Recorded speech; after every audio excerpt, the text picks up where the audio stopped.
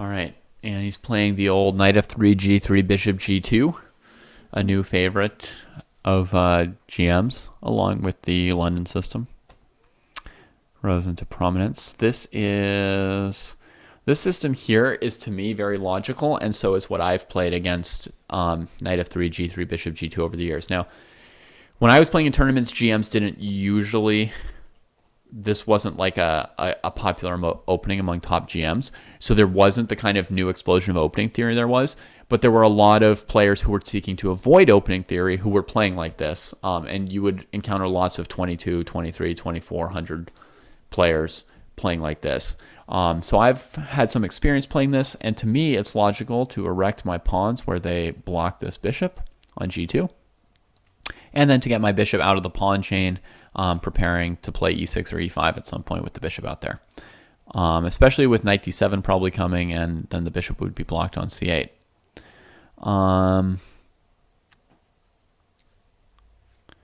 So very logical, but when you commit this much to like following some positional plan of yours, there's almost always some like potential downsides or counterplays, right? So in this case, it's like c4, knight e5, queen b3 kind of play that you have to have in mind, like, what are my answers to that?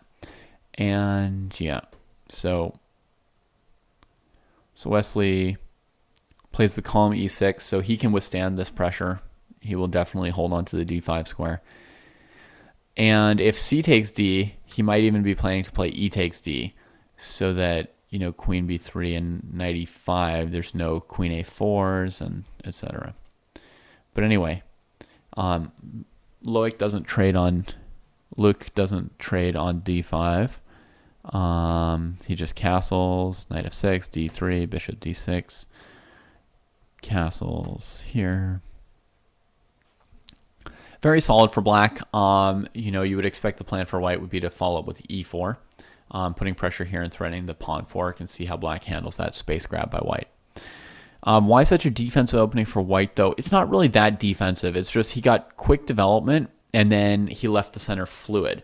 And, you know, in this position here, if he'd played e4, I don't think you can say that there's anything particularly defensive about how white opened this game, right? It's just that he was flexible and waited to decide how he was going to play the center. In fact, it's black who's being more solid and defensive by kind of just saying, like, I will hold d5, and he's not really grabbing tons of extra space. And, you know, if white wanted to, in this position, he could have played d4 and basically just play like a normal kind of Catalan opening, right? So, or he can play b3 and play ready, or he can play d3, quick e4. So it's just flexibility. It's not necessarily passive or solid by white. To me, it's black who's playing a little bit more carefully almost. Well, they're both playing kind of carefully in a sense. They're not taking risks, and they're playing logical moves. White's staying flexible, black's committing to something, but to something that's pretty solid. Anyway, this queen b3 move to me misses the mark. Not to again criticize like the move of somebody 300 points higher rated than me after looking at it for 5 seconds, but I don't feel like this is going to put that much pressure on black after queen to b6. You know, I don't feel like this is a particularly sensitive point at the moment. I don't feel like there's any big downside to queen b6 by black.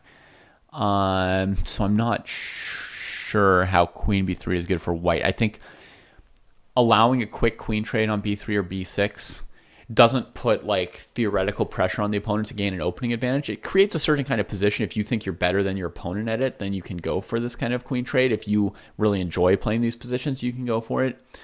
So maybe that's enough to explain the move. So, I mean, I'm not criticizing it as a practical choice, but I would say that I wouldn't expect an opening advantage for white at this point. Just kind of like an equal game with a queen trade. So now he trades, and Wesley chooses to give him the doubled b pawns, and Wesley controls b4. So this actually seems like a potentially risky place for white to take on the doubled b pawns. They're usually well compensated by the like counterplay on the a file. sometimes it's an advantage to have these doubled pawns, and you'll see these two queens like looking at each other for move after move after move. And the reason is, with no open files on the board, the value of the only half open file by playing A takes B3 or A takes B6 is huge. But here, white first makes a pawn trade, which means there will be another open file on the board, so the A file will be less valuable. And secondly, trades off the pawn that would be next to these doubled pawns. So now Wesley initiates the queen trade, leaves doubled isolated pawns, and he happens to control the blockading square at the moment. So again, my first blush, and again, I know that black wins the game, so it's really hard. It's really hard not to let that kind of like hero stuff just bias all your analysis. You know, where whoever won is the hero and all their moves are great. But my first thought is I don't really like taking on these doubled isolated pawns when black controls b4. That's my first thought. Bishop e3. That's a good move. That's preventing black from ever like playing like knight a6 too quickly or easily. Although I suppose black could still possibly play knight a6. But then it's hard for them to play knight b4. Excuse me, without dropping the pawn on a7. I didn't really get to sleep much last night, unfortunately, or not my normal quotient. Okay, this is solid enough. It would have been nice to get this knight somewhere super active, but I suppose we could still go knight d7 and maybe knight c5 at some point and be okay. h3. Not sure why Wesley gives the bishop pair. I mean, he doesn't need this bishop. He's got a million pawns covering the light squares. So I'm not saying this is like a super important bishop, but just notable that he just gives up the bishop pair without really thinking much. Goes here. Now d4 is played, presumably to stop either knight c5 or knight e5. Since knight e5 doesn't really attack anything, it just forces bishop g2. I'm going to think that this means that he probably wasn't happy about the black plan of playing knight c5, going after these pawns.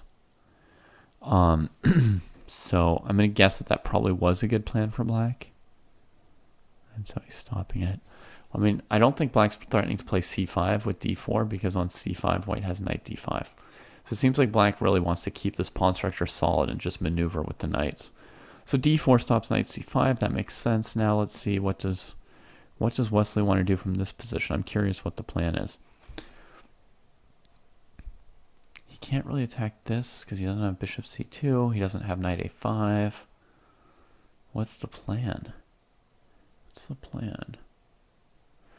Knight f8, h6, knight h7, knight g5, knight e4 to just trade some pieces off.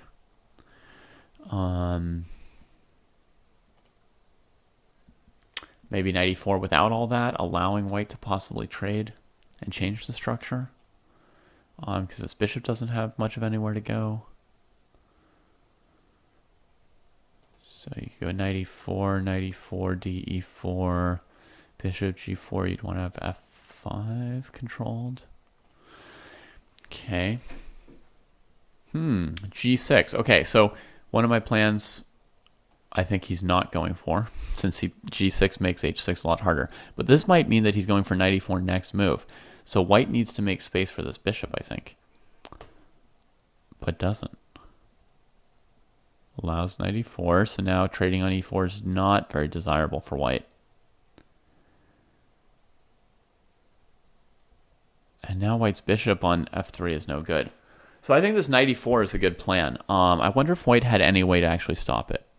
Since, I mean, he didn't. Whatever it was, he didn't do it, but let's see if there was. So my thought would be, you'd play king g1, and then knight e4, you could trade it. I don't know, this is the best I can think of. We'll see if it's any good. Here.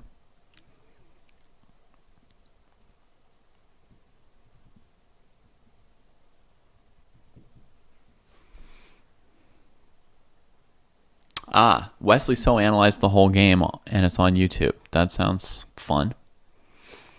That sounds fun and like super good and rewarding. For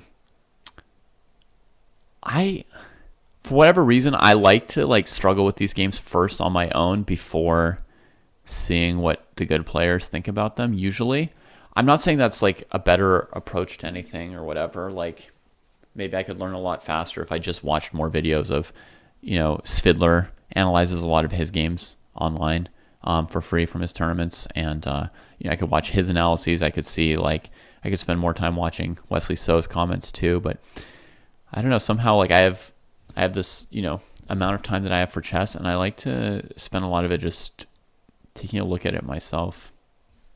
I don't know. I have no idea what's better or not, just saying that's what I do. I think it's awesome that there's this kind of resources now where you can just go the day of a big tournament and see what Wesley So has to say about this game. I mean, that's just phenomenal to me.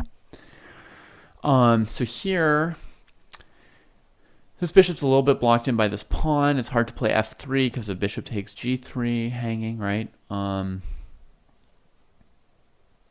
What's the plan here for black? Maybe c5 while these pieces are blocked. Maybe c5 right away. Maybe rook c8. f5. How bad is my position? That's what I'm wondering. How bad is my position? I know that I'm assuming that black's position's a little bit better, but I'm just wondering if this would be a good way for me to try and defend as white.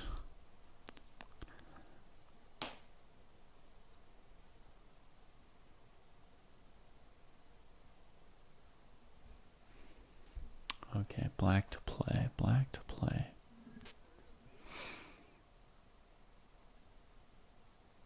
So I'm basically seeing two major plans for black here. One is to bring the knight to d5 and keep maneuvering, and the other is to play c5, opening up the position. Sorry, I went through some of this stuff in my head instead of just playing out moves for you all. But one thing that I considered was this position. Right? And then here, for a moment, I was slightly disappointed about this knight's possibilities. It felt like I lose a tempo and the white rooks come out quickly. And I don't know, white's bishop might be okay because it's tying us to this, right? We haven't taken time to play f5 yet.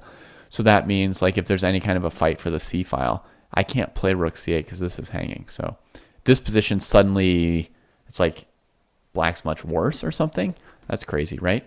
But then I guess there's this move, which keeps black in the game, actually, because on rook a3, knight here is good.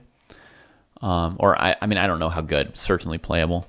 But I'm generally unimpressed with this still, with this whole variation still. After knight b3, maybe white should instead go rook d1, right? Just keeping this knight from coming back to good squares. And now this is an issue and this is coming. So I'm still not pleased with that. And maybe I'm missing some detail. That line is based on pretty concrete stuff, but I'm not thrilled about c5 right off the bat. So then I'm thinking to go with the knight d5 plan. Black doesn't want to open it up with the bishops, surely. I think that's not exactly right, Super Patzer. Bishops favoring open positions and knights closed positions is one general piece of chess knowledge, but there's a whole bunch of other principles at stake. And that's why chess is so interesting, is because you have to balance all kinds of competing reasons, okay? Let me tell you this. To win a game, you almost always have to open the game at some point. A completely locked position is usually a draw, right? So if black wants to win the game, it makes sense for black to find a way for his pieces to get to these two pawns. That's where he's going to win the position at the moment. So the move c5 is aimed at being able to open up some way to attack the white pawns on the queen side.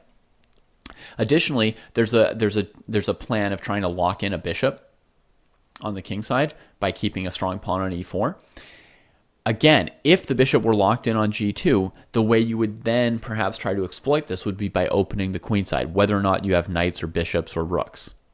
You'll need to open something on the queen side to take advantage of it while the bishop is stuck here. And it's going to take a while for white to try and get this bishop out because, as I said, any f3 move will tend to lose this pawn on g3. If the rook moves and the bishop goes to f1, you also have to find a new score for this bishop and play e3 before you can start bringing it out. So there's this, could be a very solid move, and then choose between the c5 or knight d5 plans. And that's probably actually the best move, is just f5. I don't know, but let's have a quick look at what this knight plan might look like as well. Okay, so knight here could also go here. Rook c1, knight here, bishop here.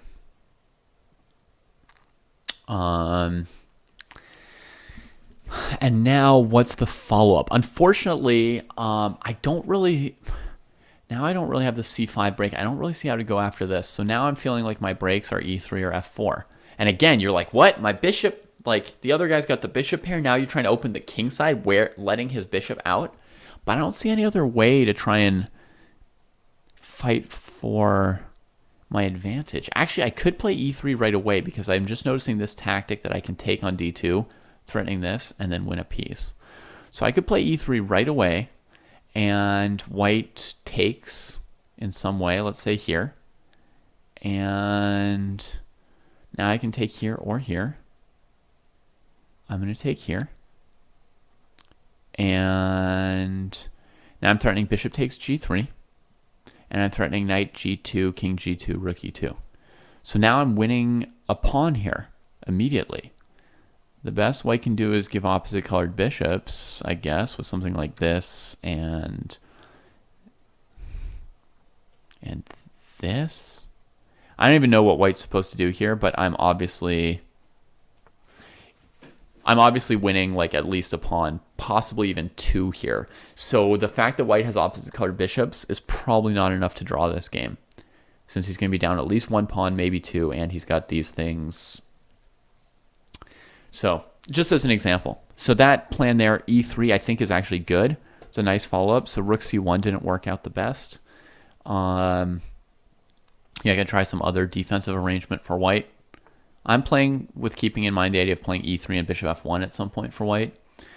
Now the move e3 is not so clear because bishop d5 trades material, and then there's rook a5 as well. So now e3, maybe this arrangement of the white pieces avoids e3 for the moment, so now black has to build up longer. And now the question becomes, what are the other plans for black here? Do you now play for f4, h4, rook d8, and now maybe you've got knight b4 at some point. You could use this square for something. There's a various set of plans, but it seems clear that black has a better position. And I actually am kind of liking this quick knight b6, knight d5. Now that I see there's some real threats around e3, I'm kind of liking it because it forces white to quickly arrange these pieces in the proper way, and I can always then take my time and choose to play f5. Which I probably would at this point, probably play 5, but we're not going to be able to like analyze like 50 moves in how we would prosecute this position. But I like this plan a lot better than that c5 plan from this position here. Okay, I like the idea of rushing the knight to d5, see how white reacts to it, and then probably follow it with f5. It kind of makes it harder to play c5, or it kind of like semi gives up on that idea, even though I would think that I want to play on the queen side. But I like that it puts black very, very active, puts some pressure on white, and gives us time to keep expanding our advantage. I'm pretty comfortable with the black game. I don't think there's any solution for white to activate both bishops from here, given his positional weaknesses. Okay, so all in all, I love Wesley's plan to just play this position with knight e4, which I imagine has something to do with his choice to trade off the bishop on f3 at this point. He goes for knight c5, and then he's very comfortable just playing for knight e4 here. The g6 was a must play to do that, and I like it. And now he gets an f5.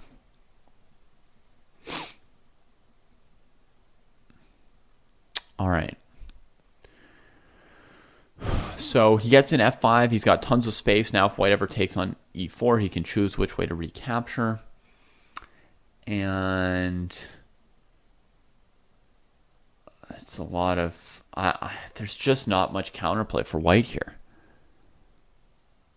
You know, and every move like this that maybe stops, one idea of black's is just another weakness that black can play against as well.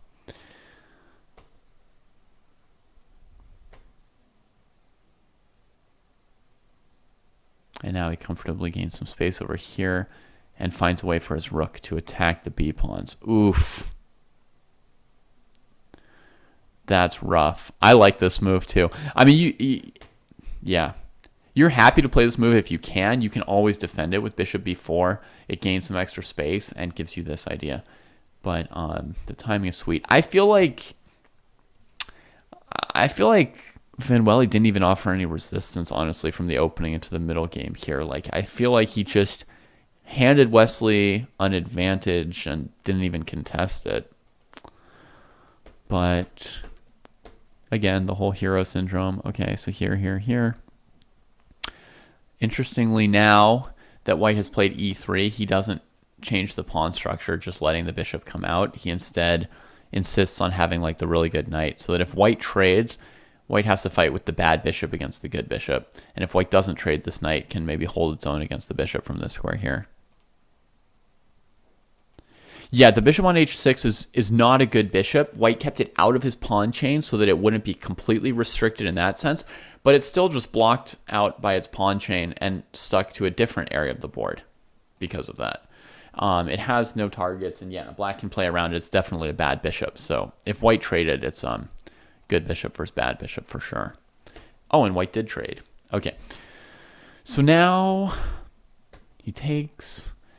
I understand White's a little bit desperate about this like rook b6 move coming, so he's trying to generate some change in the position. d5, yeah, that's a cool idea to know if black takes, then black can't hold this pawn. White gets it back.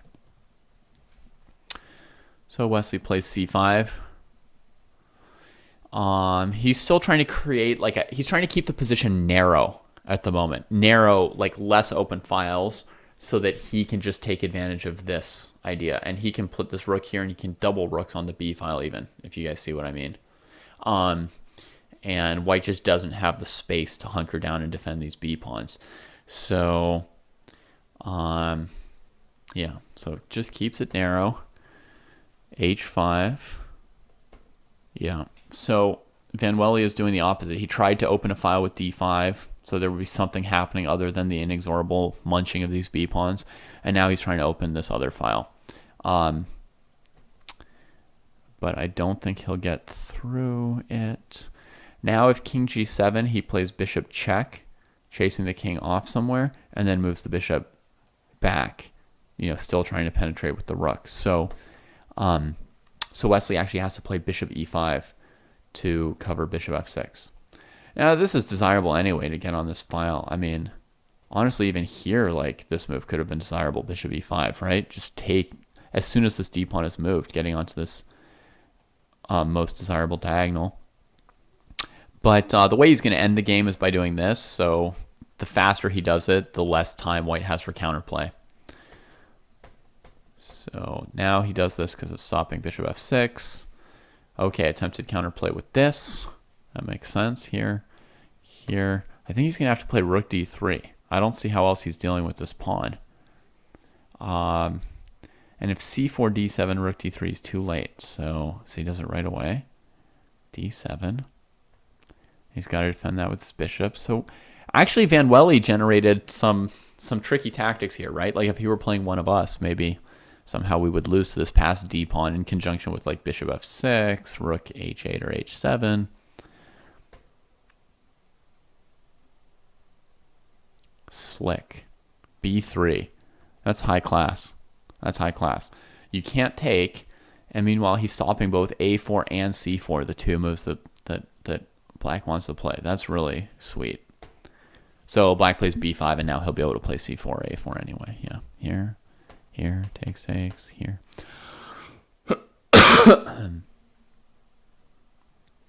Good on you, ABR. Yeah, I mean, my first thought was in this position would be like looking at whether or not bishop f6 gets this rook active. But this is good. I guess it only makes them trade a pair of pawns. It's not like a big deal. Rook d7. So I guess bishop f6 is always not that good because of king f7. I haven't shown it, but I think basically the point is that like this move actually just king comes here attacking it, and now that deals with rook h8 while gaining a tempo. So you can play like a move like rook h8 tactically, but black just trades it and continues with their plan. So was rook d3, ed, rook d1 possible? Good question. Let's try that here. I think it's possible, but the thing is, as long as black can play c4, you can't get through to help your to help your pawn, right? You can also play in this order, right? Same thing, that c3 might not be good, but there's b5. And black holds these pawns, takes, and now that this pawn's passed pawn, you can't really threaten this without this one queening, right? So now you'd have to like bring your king all the way here before you could counterattack this, and black has time to play a4 and bishop a5, and these pawns are too strong. So I'm gonna say that's probably what it was. Yeah, I guess he could go through f3 instead of f1.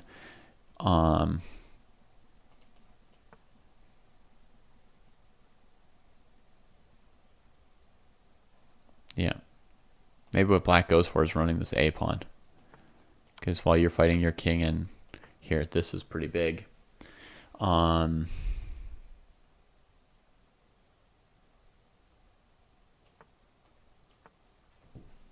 Something of this style by black.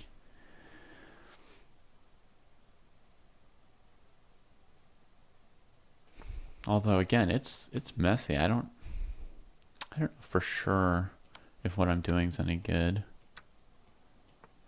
Like, does black have enough pawns to win this kind of thing? Oh, this move. So the idea is just to sack and then queen. So that's what I can do if white queens this pawn. So I might have just enough strength of passed pawns here to keep white from playing d8 and then eventually bring my king here. Yeah. Yeah, no, you're definitely right, Outsmiter. I mean, the idea is that it's hard for black to keep these pawns defended. I needed to move my a pawn in a hustle to get my rook to defend it this way. And I'm also using this to try and tie this guy down. You know, and there's plans here for white like king b2 here at some point, but it's very likely that these pawns are so far advanced that it doesn't quite work out, right?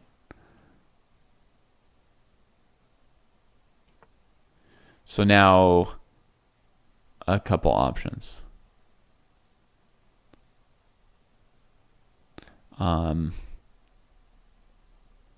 Oh, right, you want to try and do it already last move to like go for this now, right?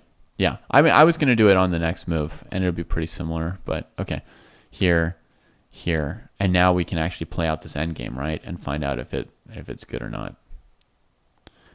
The king manages to come up here and keep all these pawns. You probably still come here at some point to try and win, but maybe first you stop d2. Here.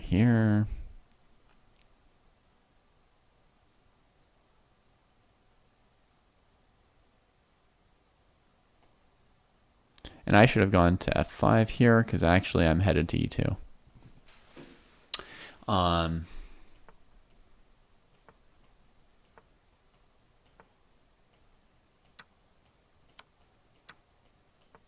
Yeah. I mean, this is all quite a bit messy.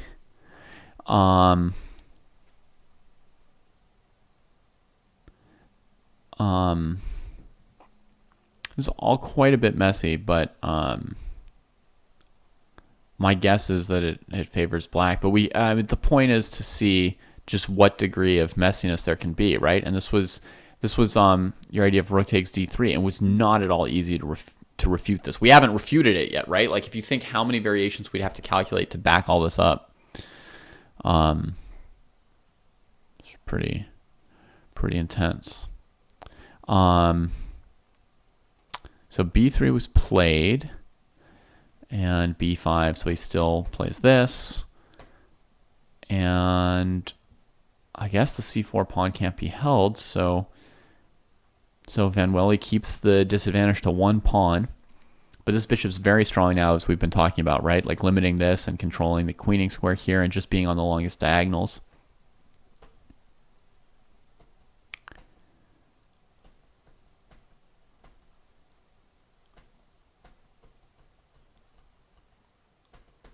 Yeah, and that sort of resigns. So he just runs the a pawn and wins it. That's a nice solution. I don't know if there's any reason he couldn't have just played king to g7 here. But a3 seems good enough as well. If he takes here,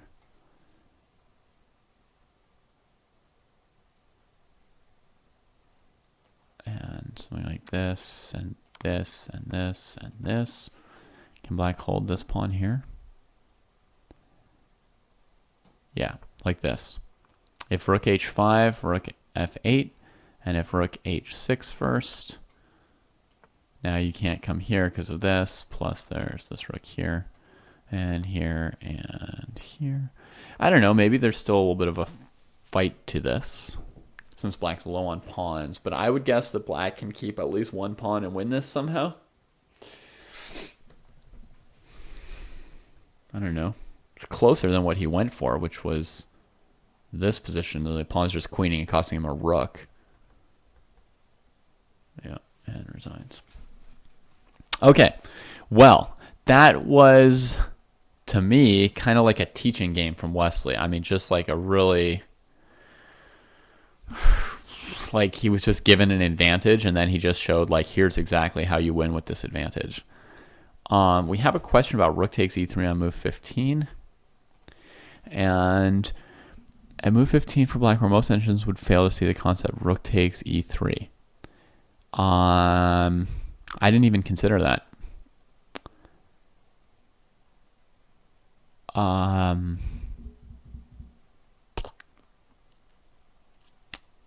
guess it would largely hinge around whether or not white could...